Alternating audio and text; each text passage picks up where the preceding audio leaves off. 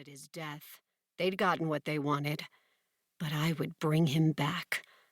I didn't care that it was impossible, that at the very least it was forbidden, that if I succeeded, the gods might just smite me for my audacity.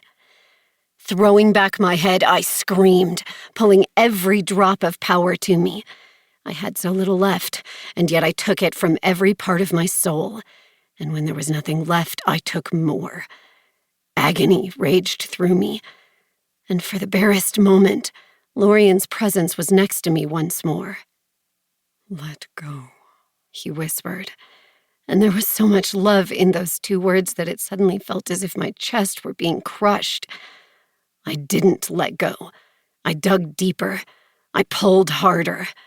I pictured Lorien's soul re-entering his body, pictured the tiny shattered pieces of him reforming. The hourglass heated, as if even the ancient artifact were screaming at me to stop. Pain burst through my head, dropping me to my knees. Gritting my teeth, I held on.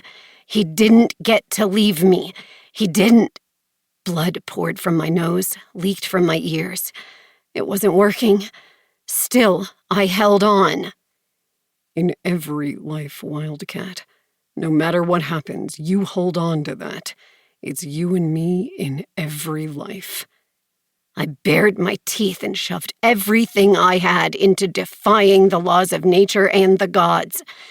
In every life, Lorien. Chapter 1. Prisca. Pieces of Lorien hung in the air, the glacial statue of his body like a shattered vase, frozen at the moment of impact. I'd lost so much, over and over, but I couldn't lose him, couldn't endure this. It would break me into pieces just as small as the icy shards I stared at now. So I clutched my hourglass until my hand ached and continued to claw at my power with everything I had. The edges of my soul began incinerating, tiny pieces turning to ash and drifting away. Blinking away the blood dripping from my eyes, I focused on my mate. Finally, one single second slipped backward, and then another.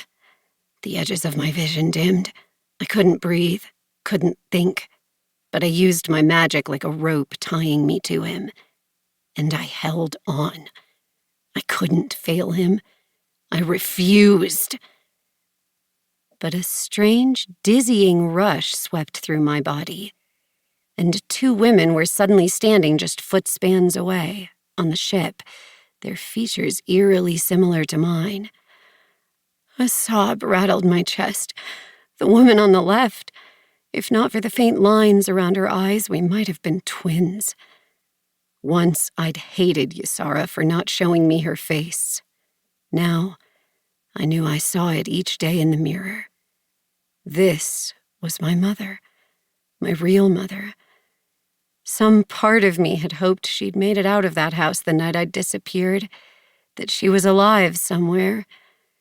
I hadn't realized until now how foolishly I'd clung to that hope.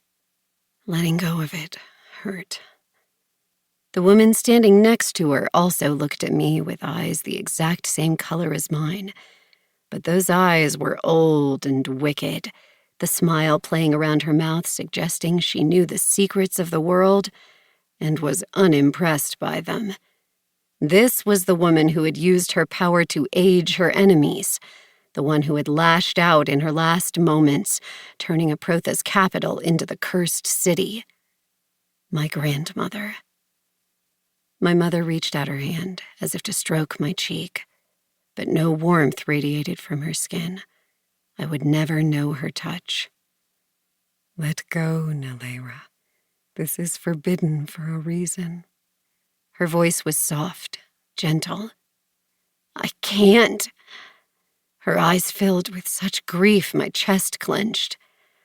"I love him. I'm sorry." My grandmother's mouth curved.